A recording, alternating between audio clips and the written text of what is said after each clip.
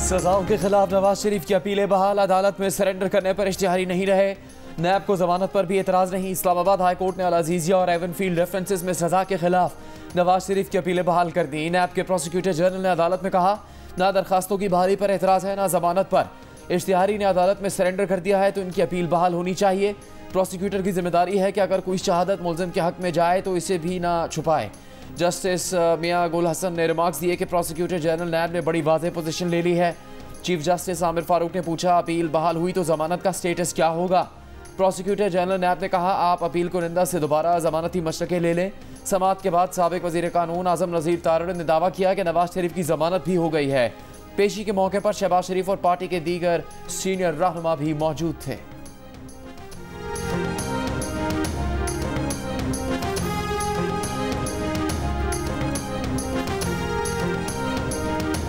अभी आपको यकीन है कि जनवरी के आखिरी हफ्ते में इलेक्शन हो जाएगा? नहीं, मुझे यकीन नहीं है। मैं इंशाल्लाह समझता हूँ कि जब सुप्रीम जुडिशरी ने इस बात को अपनी नज़र में ले लिया है तो बहुत ही मुनासिब फैसला आएगा वहाँ से। I appreciate that. इलेक्शन मुलतवी होने का कोई इम्कान नहीं। इलेक्शन कमीशन के फैसलों में किसी किस्म का इबाहम नहीं। इलेक्शन कमीशन का सदर मुमलिकत आरिफ अलवी का इलेक्शन से मुतालिक बयान रद्द कर दिया। कहा, इंतखाबात के लिए इलेक्शन कमीशन की तैयारियां मुकम्मल हैं। हल्का बंदियों का पहला मरहला मुकम्मल हो चुका। हल्का बंदियों पर एतराज़ात दायर करने का दूसरा मरहला कल मुकम्मल हो जाएगा। 30 और 31 अक्टूबर से एतराज़ात पर समाअत और 30 नवंबर को हल्का बंदियों की हतमी फहरिस्त शाया कर दी जाएगी। हल्का बंदी की इशाअत के बाद इलेक्शन शेड्यूल का ऐलान कर दिया जाएगा। गुज़िश्ता रोज़ जियो न्यूज़ के प्रोग्राम कैपिटल टॉक में इंटरव्यू में सदर आरिफ अलवी ने कहा था कि उन्हें यकीन नहीं है कि जनवरी में इलेक्शन होंगे।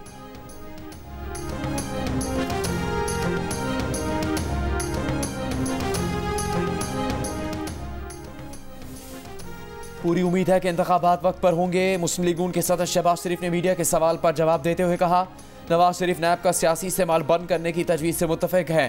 ख्वाजा आसिफ ने कहा कि नैब ने पिछले 22-25 वर्षों में अंधी मचा कर रखी है। इलेक्शन के बाद आने वाली हुकूमत को संजीदगी से गौर करना होगा कि नैब का क्या किया जाए। जस्टिस मज़ाहिर नकवी समेत मुख्तलिफ जजेस और साबिक chairman NAB justice retired Javed Iqbal के खिलाफ शिकायत। चीफ जस्टिस पाकिस्तान ने सुप्रीम जुडिशल काउंसिल का इजलास कल तलब कर लिया। जस्टिस काजी फाइज ईसा के सरबराही में सुप्रीम जुडिशल काउंसिल का इजलास कल होगा। काउंसिल मेंबरान में जस्टिस सरदार तारिक मसूद और जस्टिस एजाजुल एहसन शामिल। सुप्रीम जुडिशल काउंसिल में साबिक chairman NAB justice retired Javed Iqbal के खिलाफ शिकायत का जायजा भी लिया जाएगा। काउंसिल में साबिक चेयरमैन नैब जावेद इकबाल की तकर्रुरी और कॉन्डक्ट के खिलाफ 2 शिकायत दर्ज हैं।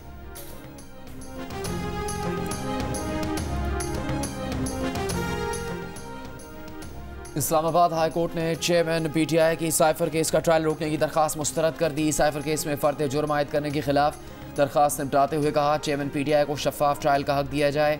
ऑफिशियल सीक्रेट एक्ट के तहत कायम इसी मुकदमे में चेयरमैन PTI की जमानत पर रिहाई की दरखास्त पर फैसला कल सुनाया जाएगा।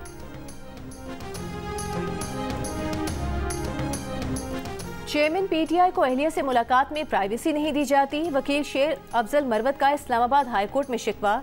जस्टिस गुल हसन ने कहा कि ये तरीके पुराने दौर के हैं। बेनज़ीर भुट्टो और दीगर के साथ ऐसा किया जाता था।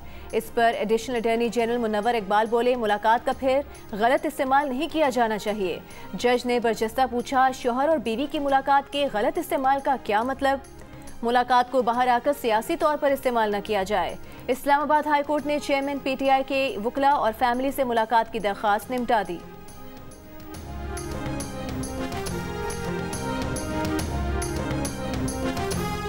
नवाज शरीफ लौटने के लिए सारे रिलीफ और बाकियों के लिए सख्ती। स्पेशल इंसाफ क्या सिर्फ शरीफों के लिए है?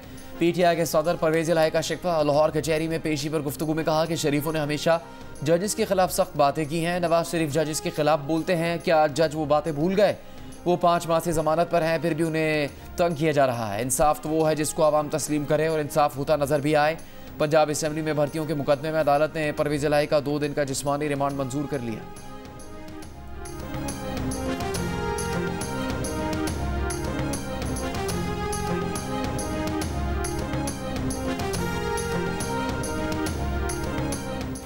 तहरीक इंसाफ के रहनुमाओं असद कैसर और अली मोहम्मद खान की मौलाना फजल रहमान से मुलाकात। ज़राए के मुताबिक मुलाकात में मुल्क की सियासी सूरत हाल समेत अहम उमूर पर तबादला ख्याल किया गया। तहरीक इंसाफ के वफ़द ने मौलाना फजल रहमान की इमामत में नमाज भी अदा की। मुलाकात के बाद असद कैसर ने कहा कि चेयरमैन PTI समेत सबकी मर्जी इस मुलाकात में शामिल थी। हम फातिहा ख्वानी के लिए आए थे, आज कोई सियासी बात नहीं हुई।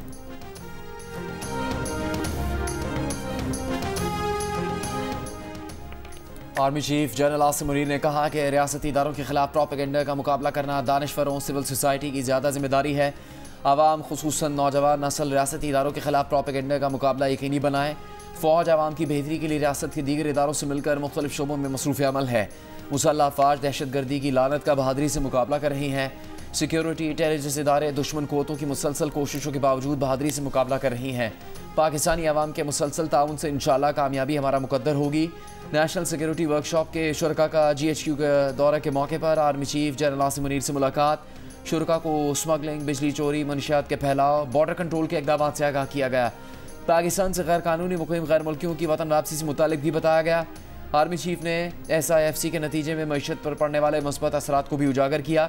वर्कशॉप में पार्लियामेंटेरियन, सिविल और मुसल्लह अफ़वाज के सीनियर अफसरान और सिविल सोसाइटी के नुमाइंदों समेत 98 शुरका शामिल हुए।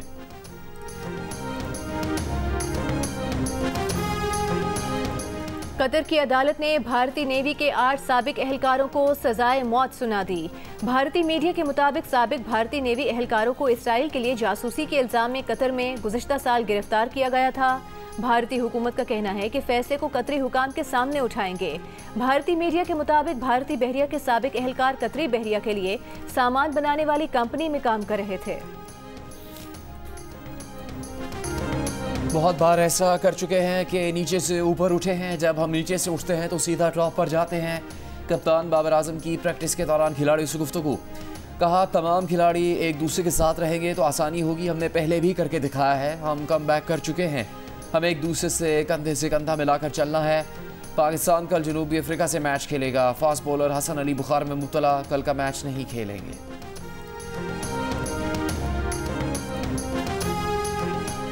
PCB का कहना है कि मुस्तकबिल के फैसले वर्ल्ड कप की कारकर्दगी की रोशनी में किए जाएंगे। Chairman management committee Zaka Ashraf ने चीफ सिलेक्टर इंजमामुल हक और कप्तान बाबर आजम को फ्री हैंड दे दिया। उनकी मर्जी के मुताबिक टीम बनाने में किसी किस्म की रुकावट नहीं बने।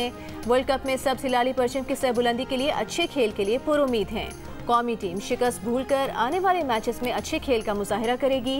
PCB की शायकीन और क्रिकेटर से पाकिस्तान टीम को सपोर्ट करने की अपील।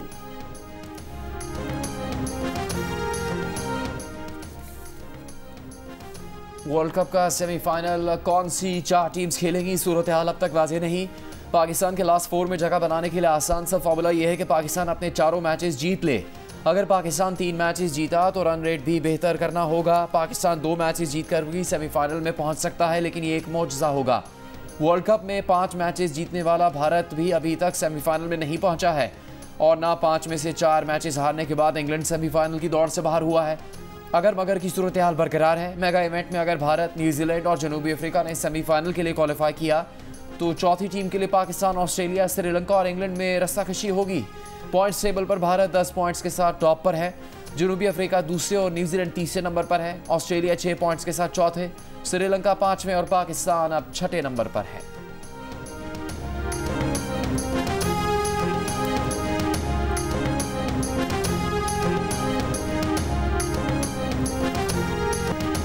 गजा पर फ़ज़ाई बमबारी के बाद इसराइल के ज़मीनी हमले, इसराइली फ़ौज की गजा में दाखिल होने की कोशिश। टैंकों ने जनूबी गजा के मुख्तलिफ इलाकों में गोलाबारी करके कई रिहायशी इमारतें तबाह कर दी। इसराइली वज़ीर आज़म ने रात को ज़मीनी हमले की धमकी दी थी। ज़ख्मियों में शामिल बच्चों की वीडियोज़ ने दिल दहला दिए। गजा में 18 रोज़ से बिजली, पानी और ईंधन की फराहमी बंद। जनरेटर्स के बगैर अस्पताल काम करने से कासिर। बरतानवी तंजीम ऑक्सफैम का कहना है कि इसराइल गजा का मुहासरा जारी रखकर भूख को जंगी हथियार के तौर पर इस्तेमाल कर रहा है।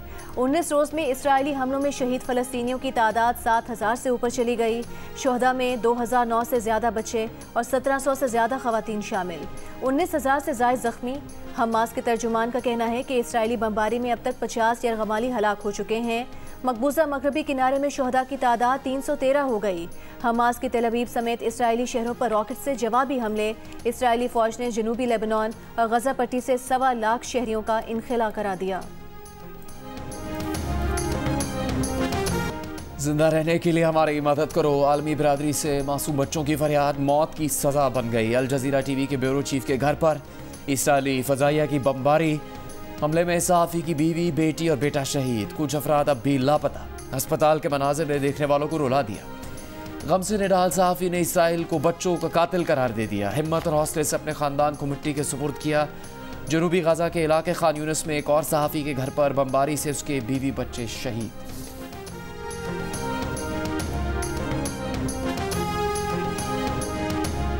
तुर्की के सदर रजब तैयब एर्दोगान ने कहा है कि इसराइल दिफा की आड़ में गजा पट्टी में कत्लेआम सफाकियत का बाजार गर्म करने में मसरूफ है।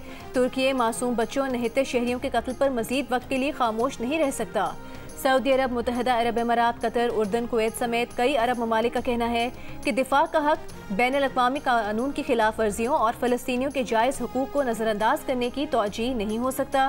गजा के लोगों की जबरी बेदखली और उन्हें इज्तिमाई सज़ा देने की मज़म्मत करते हैं।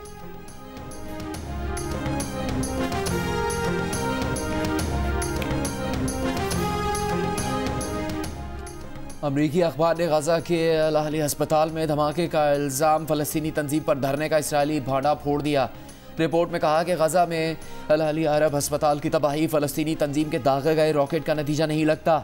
रॉकेट अस्पताल से 2 मील दूर फ़ज़ा में फट गया था, जबकि अस्पताल में धमाका रॉकेट फटने के 25 सेकंड बाद हुआ और एक इसराइली मिसाइल भी गजा की तरफ गया।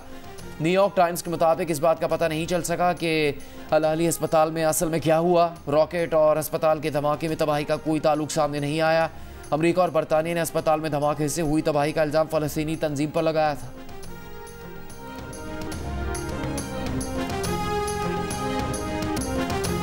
$365 स्क्वायर किलोमीटर गजा की पट्टी को इसराइल ने खंडर बना दिया। 2006 से इसराइली मुहासरे में दुनिया की सबसे बड़ी जेल में कहीं महफूज मुकाम नहीं। इसराइली बमबार तैयारे आते हैं, मौत बरसा कर निकल जाते हैं। ज़मीन पर एम्बुलेंसेस के चीखते सायरन, जख्मियों की सिसकियाँ और शोहदा के लवाहिकीन की आहें रह जाती हैं। कुछ देर का सन्नाटा और फिर बमबारी शुरू कर दी जाती है। तुर्क चैनल ने गजा की पट्टी के मसाइब दुनिया के सामने रख दिए।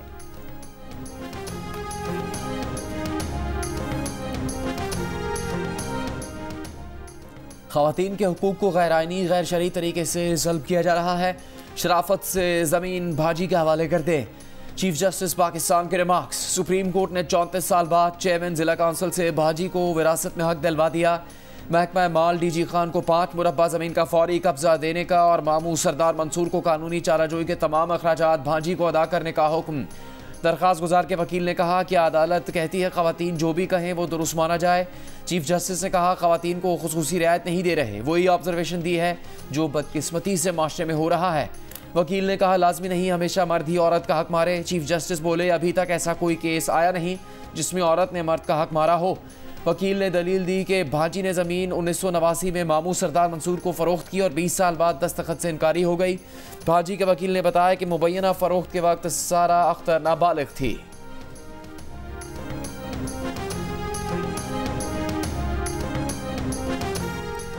निगरान वज़ीर दाखिला सरफराज बुगटी ने कहा है कि 31 अक्टूबर के बाद पाकिस्तान में गैर कानूनी तौर पर रहने वाले गैर मुल्कियों पर कोई समझौता नहीं करेंगे। 1 नवंबर से गैर कानूनी तारिकीन के खिलाफ क्रैक डाउन होगा। पाकिस्तान से जाने वाला फ़ी अफगान खानदान वापसी पर सिर्फ 50,000 रुपये तक अफगान करेंसी ले जा सकेगा।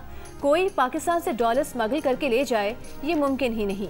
दफ्तर खारिजा के तर्जुमान का कहना है कि अफगान उबूरी हुकूमत को अफगान मुहाजिरीन की वापसी पर एतमाद में लिया है। फैसला कानून के मुताबिक पाकिस्तान की सिक्योरिटी और मईशत की खातिर किया। दूसरी जानिब सिंध के निगरान वज़ीर दाखिला हारिस नवाज ने कहा कि आखिरी बार खबरदार कर रहे हैं गैर कानूनी तारिकीन वतन वापस चले जाएं।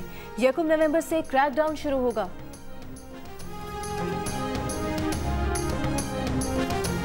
ईरानी वज़ीर दाखिला अहमद वाहिदी ने कहा कि गैर कानूनी तारिकीन वतन की खिलाफ वर्जियों से निपटने का मतलब अफगान दुश्मनी नहीं। जिन अफगानों के पास कानूनी दस्तावेजात नहीं उन्हें वापस अफगानिस्तान भेज दिया जाएगा।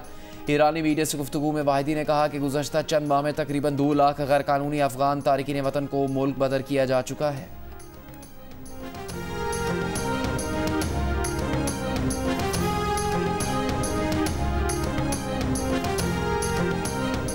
इस्लामाबाद से 132 अफगान पनाहगुज़ीन पहली खुसूसी परवाज़ के जरिए बरतानिया रवाना हो गए।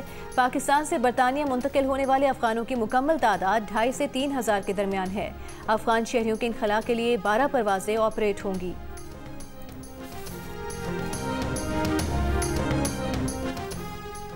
इलेक्शन कमीशन का वफाकी काबीना में जानिबदार अरकान को हटाने के लिए निगरान वज़ीर आज़म को नोटिस भेजने का फैसला। चीफ इलेक्शन कमीशन की सरबराही में 5 रुकनी बेंच ने दरख्वास्त की समाअत की। दौरान समाअत मेंबर इलेक्शन कमीशन ने additional attorney general Aamir Rahman से सवाल किया, क्या आप अहद चीमा, तौकीर शाह और फवाद हसन फवाद की नुमाइंदगी कर सकते हैं? मज़ीद समाअत 31 अक्टूबर तक मुलतवी।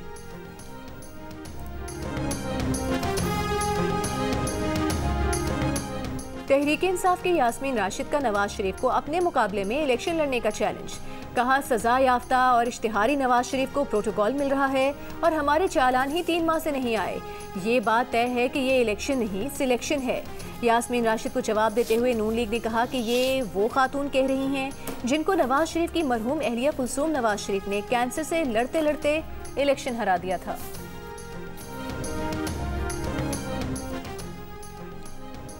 मुस्लिम लीग नून के सदर शहबाज शरीफ ने कहा है कि अल अजीज़िया और एवनफील्ड मुकदमात में सजाओं के खिलाफ नवाज शरीफ की अपीलों की बहाली निज़ाम अदल पर लगने वाले धब्बे को धोने की तरफ एक कदम है। तराजू के पलड़े बराबर होने से ही पाकिस्तान बहरानों से निकलेगा। नून लीग की रहनुमा मरीम औरंगजेब ने कहा कि आज उस नाइंसाफ़ी के खात्मे की तरफ पेशरफ्त हुई है जिसका शिकार पिछले 7 साल से पाकिस्तान था। जैसे जैसे नाइंसाफ़ी का खात्मा होगा, पाकिस्तान खुशहाली तरक्की की तरफ बढ़ना शुरू होगा।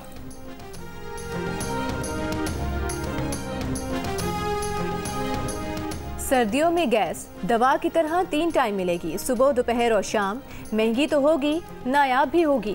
निगरान वज़ीर तवानाई मोहम्मद अली ने कहा कि सर्दियों में 8 घंटे गैस की फराहमी यकीनी बनाएंगे। दिसंबर के लिए 2 LNG कार्गोज का बंदोबस्त कर लिया है। नए कनेक्शंस पर पाबंदी बरकरार रहेगी। वफाकी हुकूमत का सर्दियों में सनती सार्फिन को रियायती कीमत पर बिजली देने का फैसला। बिजली कंपनीज के अफसरान के लिए मुफ्त बिजली सहूलत खत्म करने का भी फैसला। ग्रेड 17 से ग्रेड 21 के अफसरान को माहाना मुफ्त यूनिट्स की फराहमी बंद करने की सिफारिश। PIA की आज मजीद 49 परवाजें मनसूख। 10 रोज में कौमी एयरलाइन की 479 परवाजें मनसूख की जा चुकी। तर्जुमान PIA का कहना है कि यौमिया बुनियाद पर परवाजें शेड्यूल की जा रही हैं। ईंधन की दस्तयाबी मद्देनजर रखकर परवाजें चलाई जा रही हैं। ये कहना कि PIA की बड़ी तादाद में परवाजें मनसूख हो रही हैं दुरुस्त नहीं।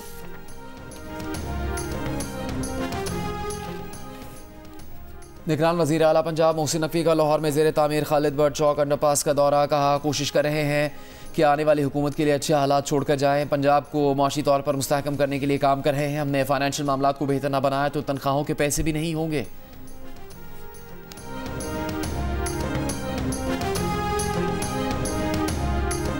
निगरान वज़ीर आला सिंध जस्टिस रिटायर्ड मकबूल बाकर और निगरान वज़ीर आला पंजाब मोहसिन नकवी का कच्चे के इलाके में ऑपरेशन से मुतालिक इजलास। अहम उमूर तय कर लिए गए। इजलास में बताया गया कि डाकुओं को असलहा फराहमी का नेटवर्क ख़त्म कर दिया गया है।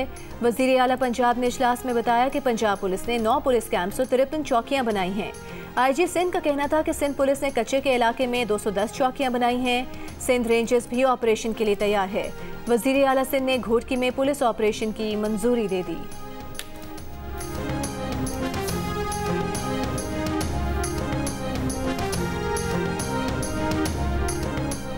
लिया में ज़िला हेल्थ ऑफिस से सांप और कुत्ते के काटने पर लगाई जाने वाली वैक्सीन चोरी। वैक्सीन की मालिक 50 लाख रुपए तक है। CEO हेल्थ के मुताबिक CCTV कैमरे का रुख तब्दील होने पर चोरी का शुबा हुआ। देखा तो फ्रिज से वैक्सीन गायब थी। पुलिस को मुकदमा दर्ज करने के लिए खत भिजवा दिया है।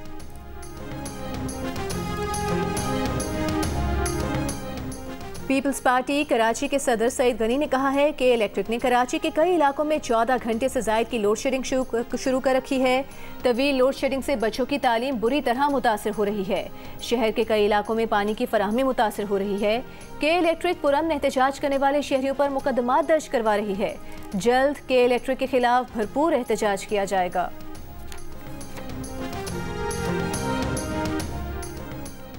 नाइक सैफ अली जंजुआ शहीद निशान हैदर का 75वां यौम शहादत। Chairman joint chiefs of staff committee services chiefs का नाइक सैफ अली जंजुआ शहीद को खराज अकीदत। नाइक सैफ अली जंजुआ 1948 की कश्मीर जंग में शहीद हुए थे।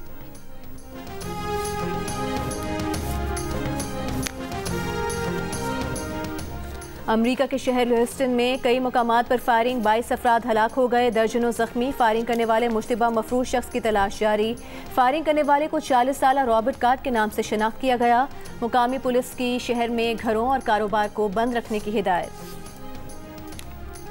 दुबई, अबू धाबी और शारजा समेत मुत्तहदा अरब अमीरात की मुख्तलिफ रियासतों में मूसलाधार बारिशों के साथ कई मकामात पर ज़ालाबारी का सिलसिला भी जारी रहा। कई मकामात पर हद निगाह कम रही। अमीराती महकमा मौसमियात ने मज़ीद बारिशों का इम्कान जाहिर कर दिया।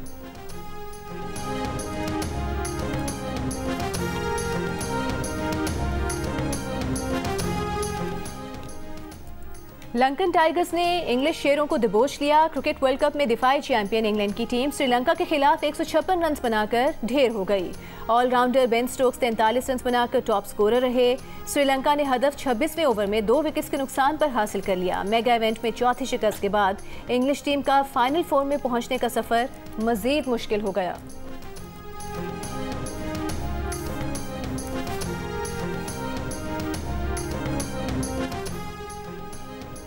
साइम अयूब की पहली इनिंग्स में डबल सेंचुरी, दूसरी इनिंग्स में सेंचुरी। सरफराज अहमद की कराची वाइट्स ने फैसलाबाद को 456 रन से हराकर कायद-ए-आज़म ट्रॉफी जीत ली। कराची वाइट्स ने पहली इनिंग्स में 543 रन बनाए।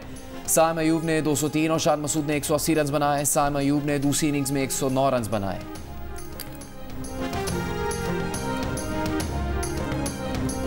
हसन अली की जगह कौन सा खिलाड़ी कल मैच खेलेगा? अब्दुल रज़ाक ने बता दिया। जनूबी अफ्रीका को बड़ा टोटल करने से कैसे रोका जा सकता है, समझाया इमाद ने। आमिर के मुताबिक कौन है जनूबी अफ्रीका का सबसे खतरनाक प्लेयर? वर्ल्ड कप क्रिकेट पर दिलचस्प तज्ज़िये और तबसरे देखिए प्रोग्राम हारना मना है। वर्ल्ड कप के दौरान रोजाना रात 11 बजे सिर्फ जियो न्यूज़ पर।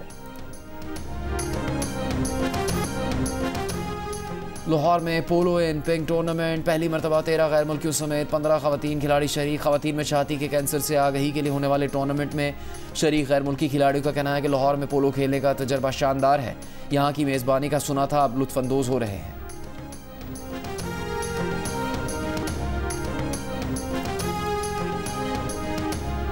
और जदीद टेक्नोलॉजी से आरास्ता रिश्ता ऐप दिल का रिश्ता दिलों को जोड़ने के मिशन पर। सोशल मीडिया पर रूस के ज़करिया और पाकिस्तान की ज़ैनब की शादी की धूम मच गई। पाकिस्तानी लड़की से बेटे की शादी की ख्वाहिश ज़करिया की वालिदा के दिल में दबी थी। दिल का रिश्ता ने पूरी कर दी। सारिफीन के एतमाद ने दिल का रिश्ता को पाकिस्तान की नंबर 1 रिश्ता ऐप बना दिया। लॉन्च के पहले ही साल में 16 लाख से ज़ायद प्रोफाइल्स और 9 लाख मैचेस बन चुके हैं। 172 ममालिक से 40,000 मर्द व ख़वातीन के प्रोफाइल का भी इजाफा हो चुका।